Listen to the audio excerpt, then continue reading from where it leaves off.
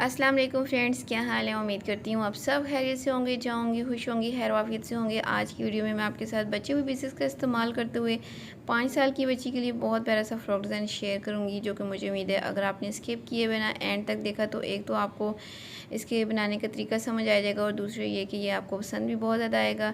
Summer season start हो चुका है तो इसलिए समर के हिसाब से हमें हल्की फुल्की सी डिज़ाइनिंग ही करके अपने बच्चियों को पहनानी चाहिए।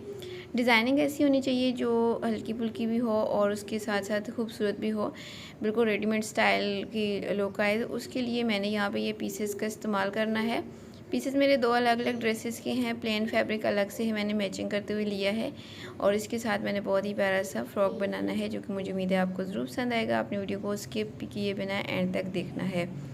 तो ये मेरे पास शर्ट की साइड कटिंग्स हैं और ये मेरे पास प्रिंटेड फैब्रिक है। इसके साथ मैचिंग करते हुए मैंने ये लेस ली है। इन्हीं को इस्तेमाल करते हुए हम अपनी फ़्रॉक को डिज़ाइन करेंगे। तो सबसे पहले ये जो मेरे पास प्लेन पीसेस हैं, 4 पीसेस हैं, इनको मैंने बराबर कर लिया है। अच्छा, 3 पीसेस की ये आर्मल वाइज कटिंग भी मौजूद है और चौथा जो पीस है उसकी कटिंग मौजूद नहीं है, तो उसको भी मैंने यहाँ पे इसके बराबर कर लिया है। यहाँ पे चारों पीसेस को बिल्कुल बराबर करने के बाद जो कम वाला छोटे वाला पीस है उसकी चौड़ाई मैक्सिमम 8 इंच तक आ रही है, तो इतनी ही हमें चेस्ट के हिसाब से चाहिए। तो हम यहीं से अपनी मेजरमेंट स्टार्ट करेंगे। लंबाई जो है वो मैं अपनी बेटी की 10 इंच लूँगी।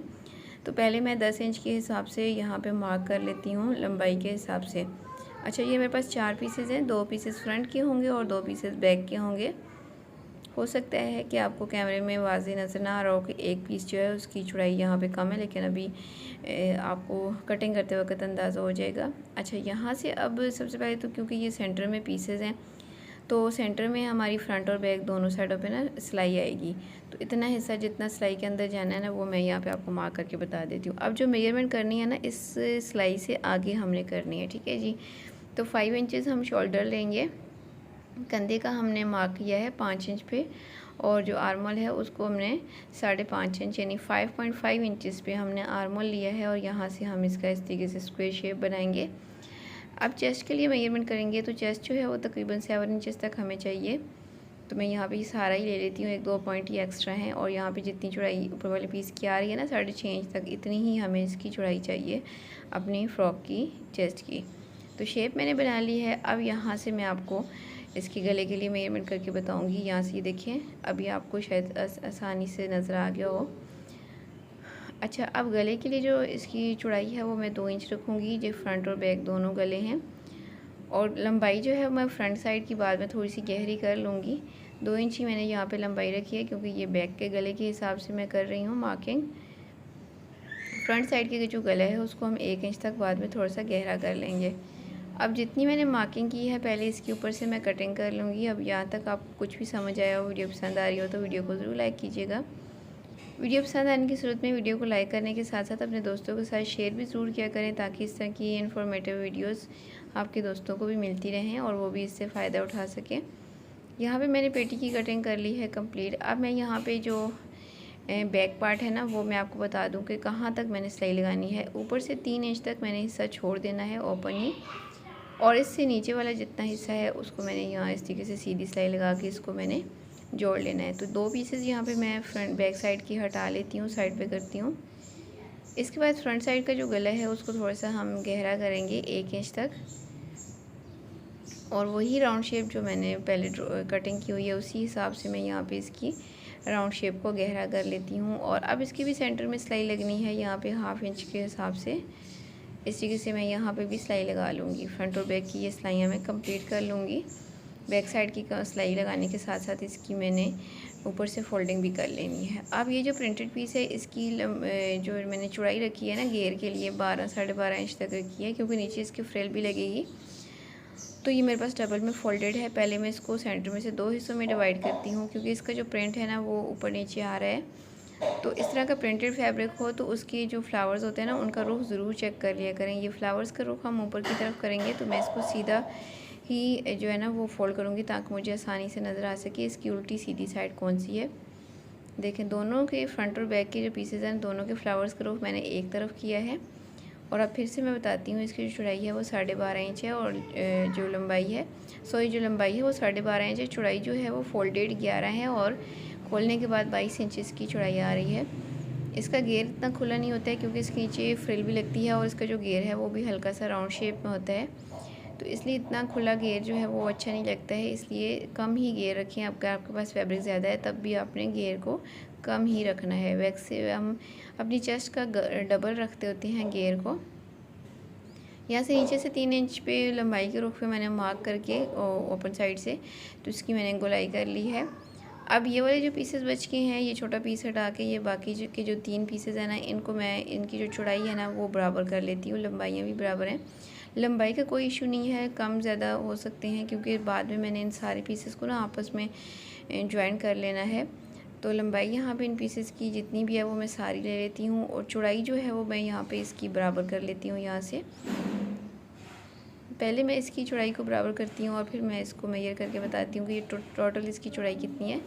7 इंच की इसकी टोटल चौड़ाई है, तो मैं इसको हाफ़ कर लूँगी सेंटर में से मार्क करके 3.5 इंच पे मार्क करूँगी। 3.5 इंच के हिसाब से मैंने यहाँ पे इसकी पट्टियाँ कट कर लेनी है और इन सारी पट्टियों को फिर मैं आपस में जोड़ लूँगी और एक लंबी सी पट्टी मेरे पास तैयार हो जाएगी। कुछ इस तरीके से ये 3-3 पट्टियाँ हैं, टोटल 6 पट्टियाँ हैं। इन सारी पट्टियों को मैंने आपस में स्टिच कर लेना है लंबाई के रुख पे और फिर एक साइड को जो है ना वो मैंने फ़ोल्ड भी कर लेना है। अब ये जो 2 पीसेस हैं इनके साथ मैंने स्लीव्स बनानी है। इनके फ्लावर्स का रुख भी मैंने चेक कर लिया था, तो फ्लावर्स का रुख ऊपर की तरफ करते हुए मैं यहाँ पे स्लीव्स की कटिंग कर लूँगी। नॉर्मल स्लीव्स की कटिंग है, 8 इंच की चौड़ाई आ रही है। सारी मैं रख लूँगी, बाकी हम चुनर्स में कवर कर लेंगे जो एक्स्ट्रा होगी। तो फ्रंट साइड पे भी मैं इसकी कफ वगैरह नहीं लगा रही, इसकी मैं ऐसे ही जो है ना चुनर्स बना लूँगी। तो सारी जो पट्टी थी ना मैंने सारी को आपस में स्टिच करके ये देखिए एक लंबी सी पट्टी तैयार की और एक साइड जो है ना इसकी मैंने बारीक फोल्ड भी कर ली है। तो ये कुछ इस तरीके से हमारी ये पट्टी तैयार हो गई है। अब मैंने घेर लेना है, फ्रंट और बैक दोनों लेने हैं। पहले मैं एक साइड का घेर लूँगी और जहाँ से हमारी राउंड शेप स्टार्ट हो रही है ना वहाँ से मैंने अच्छा घेर को सीधा रखा हुआ है और उसके ऊपर मैं ये फ्रिल जो है ना ये पट्टी जो है ये उल्टी करके रखूँगी और इसकी छोटी छोटी सी प्लेट्स बनाते हुए ना बिल्कुल बराबर बराबर तो इसकी प्लेट्स बना लूँगी। यहाँ तक इस जगह तक मैंने इसकी प्लेट्स बनानी है। तो यहाँ पे देखिए मैंने प्लेट्स बना ली हैं, फ्रंट साइड पे भी और बैक पे भी, दोनों पीसेस के ऊपर मैंने ये प्लेट्स तैयार कर ली हैं। अब घेर को मैं साइड पे करूँगी और जो मेरी ऊपर वाली पेटी थी उसकी जो सेंटर में सिलाइयाँ लगनी थी वो भी मैंने यहाँ पे लगा ली हैं। ये देखिए ये बैक पार्ट की मैंने सिलाई लगाई है। ऊपर वाला ऐसा जो ओपन था उसको मैंने इस तरीके से अंदर की तरफ फोल्ड करके सिलाई भी कर लिया है। फ्रंट साइड को भी मैंने यहाँ पे ये देखिए जोड़ लगा के जो जोड़ था ना वहाँ पे सिलाई लगा ली है। अब हम इसकी डिज़ाइनिंग की तरफ चलते हैं। अब ये वाला जो पीस था ना आर्म होल की कटिंग है और यही वाला पीस है मेन, इसके अलावा हमारे पास और कोई ख़ास पीस नहीं है। इसी के साथ हमने डिज़ाइनिंग कर लेनी है। डिज़ाइनिंग ऐसी होनी चाहिए कि जो सेंटर वाला जोड़ है ना वो भी कवर हो जाए और डिज़ाइनिंग भी खूबसूरत सी बन जाए, आसान सी भी हो। अब जहाँ से ये सिलाई लगी हुई है ना वहाँ से हमने इसको बराबर करना है, ठीक है। जितना हिस्सा एक्स्ट्रा है ना सिलाई के अंदर वाला उसको फोल्ड कर लेना है और बिल्कुल इसके बराबर हमने डिज़ाइनिंग पीस को रखना है, ऊपर से भी नीचे से भी सारी साइडों से। अब जो साइड गले की या शोल्डर वगैरह की कटिंग की हुई है ना उसको हिसाब से हम इस डिज़ाइनिंग पीस को भी कट कर लेते हैं। आर्म वाली साइड से भी इस तरीके से हमने कटिंग कर लेनी है। अब जहाँ पे ये देखिए इसकी ये बराबर आ रहा है ना, यहाँ से यहाँ पे हम चौक की निशान लगाएंगे। अब नीचे से मैं इसकी हल्की सी मज़ीद गुलाई करूँगी। वैसे तो इसकी गुलाई बनी हुई है लेकिन मैं थोड़ी सी लाइट गुलाई कर रही हूँ, बहुत ज़्यादा हमें इसकी गुलाई नहीं करनी क्योंकि पेटी की चौड़ाई इतनी ज़्यादा नहीं है, तो हमने थोड़ा सा इसको कट कर लिया है। अब हमने इसको पीस को यहाँ पे कट लगा लेना है ताकि दोनों साइडों पे जब मैं ओपन करूँ तो मुझे अंदाज़ा हो कि मैंने कहाँ तक इसकी डिज़ाइनिंग को लेके जाना है। अब मैंने जो आपको स्टार्टिंग में लेस दिखाई थी ये वाली लेस हमने लेनी है और इस लेस को उल्टा करके इस तरीके से रखेंगे, 1/2 इंच अंदर की तरफ करते हुए, या फिर आप इसको बिल्कुल कॉर्नर पे रखते हैं क्योंकि इसका हाफ हिस्सा जो है वो मैंने वैसे भी सिलाई के अंदर करना है। तो इस हिस्से पे मैं यहाँ तक लगा के लेस को और फिर इसको मैं सीधा करके प्रेस कर लेती हूँ। यहाँ पे मैंने लेस को लगा के सीधा किया है और लेस के सेंटर में जो जॉइंट आ रहे थे ना यहाँ पे मैंने इस कैंची की मदद से कट कर लिया जिससे ये अच्छे से ओपन हो गई है।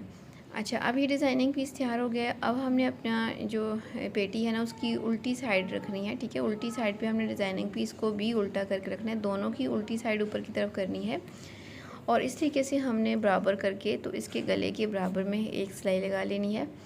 अब सिलाई लगाने के बाद इसके अंदर राउंड शेप जहाँ पे आ रही है वहाँ पे हमने कट्स लगा लेने हैं ताकि जब हम इसको सीधा करें तो बहुत ज़्यादा फिनिशिंग के साथ ये सीधी हो सके। अब जितना भी डिज़ाइनिंग पीस है सारे को उठा के हम सीधी साइड पे पलटेंगे इस तरीके से, और पलटने के बाद इसको अच्छे से हम सेट कर लेते हैं अपनी जगह पे। सेट कर लेने के बाद अब मैंने गले के राउंड में भी सिलाई लगानी है और यहाँ पे इसको सारे कॉर्नर्स पे हमने सिलाई लगा के अच्छे से बिठा लेना है। तो यहाँ पे मैंने इस डिज़ाइनिंग पीस को अच्छे से बिठा लिया है। ये देखिए इसकी बैक साइड है और ये इसकी फ्रंट साइड है। अब हमने ये क्या करना है कि जो बैक पार्ट है उसका जो गला है उसको अलग से तैयार करना है, ठीक है। फ्रंट का गला तो हमारा डिज़ाइनिंग पीस के साथ तैयार हो गया है। बैक के गले के लिए मैंने यहाँ पे 2 रेप पट्टियाँ कट की हैं।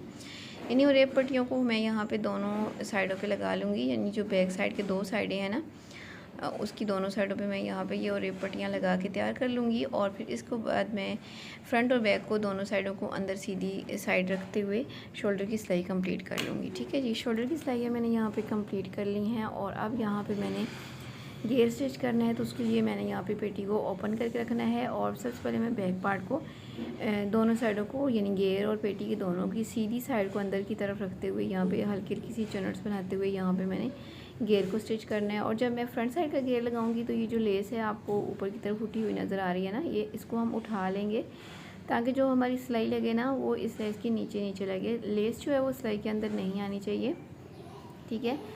अगर आपको मुश्किल पेश आए तो आप पहले घेर स्टिच कर लीजिएगा, बाद में डिज़ाइनिंग पीस आप ऊपर अटैच कर लीजिएगा। तो ये देखिए मैंने जो घेर है ना वो फ्रंट और बैक की स्टिच कर लिए हैं। इसके बाद हमने सिंपल इसकी फिटिंग की सिलाई लगानी होगी। उसके लिए मैंने यहाँ पे इसको बराबर करके सेट करके रखना है और यहाँ पे एक साइड की फिटिंग की सिलाई भी लगानी है, दूसरी साइड की भी फिटिंग की सिलाई लगाएंगे। अच्छा, फिटिंग की सिलाई लगाने से पहले मैंने यहाँ पे स्लीव्स भी अटैच करनी होंगी। तो स्लीव्स की ऊपर वाली साइड पे भी चुनट्स आएंगी और फ्रंट साइड पे भी इसकी थोड़ी बहुत चुनट्स मैं बना लूँगी, ठीक है। और इसको अटैच करके मैं फाइनल लुक आपको दिखाती हूँ। तो यहाँ पे मैंने स्लीव्स को अटैच कर लिया। ये देखिए ऊपर वाली साइड पे भी चुनट्स है, फ्रंट साइड पे भी मैंने ऐसे ही सेंटर में 1 इंच का फासला छोड़ के तो मशीन के ऊपर ही इसकी प्लेट्स बना ली थी। और ये हमारी जो फ्रॉक की फ़ाइनल लुक है आपके सामने है। माशाल्लाह से इसकी बिल्कुल यूनिक और प्यारी सी लुक आई है तैयार होने के बाद। कोई इतना मुश्किल डिज़ाइन भी नहीं है, बहुत ही आसान सी डिज़ाइनिंग मैंने आपके साथ शेयर की है जो कि आप आसानी से अपनी बच्ची के लिए बना सकती हैं। इस तरह की पीसेस अगर आपके पास भी मौजूद हो, कोई एक्स्ट्रा मैंने इसके अंदर कोई कटिंग नहीं की है, जैसे मेरे पास पीसेस थी उसी हिसाब से मैंने इसकी डिज़ाइनिंग की है। हल्का सा हमने घेर को राउंड शेप में कट कर लिया है। इसका बहुत ज़्यादा ट्रेंड चल रहा है आजकल रेडीमेड ड्रेसेस के ऊपर भी। बच्चियों के जो फ्रॉक्स हम बाय करते हैं उनमें भी इसी तरह के घेर बने होते हैं राउंड शेप में, तो बच्चियाँ बहुत ज़्यादा शौक से पहनती हैं। तो ये आज का फ्रॉक डिज़ाइन आपको कैसा लगे आपने मुझे कमेंट करके लाजमी बताना है। अगर आप इसको मज़ीद स्टाइलिश बनाना चाहें तो आप इसके पर्ल्स और लेसेस का इस्तेमाल कर सकते हैं दामन वगैरह पे, स्लीव्स के आगे। ये आपकी अपनी चॉइस पे है। मैंने आपके साथ जस्ट एक पीसेस को इस्तेमाल करते हुए एक प्यारा सा आइडिया शेयर किया है जो कि उम्मीद है आपको पसंद आएगा।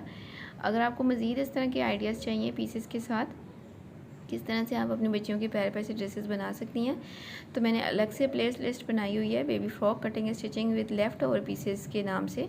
ज़रूर विज़िट कीजिएगा। अल्लाह हाफ़िज़।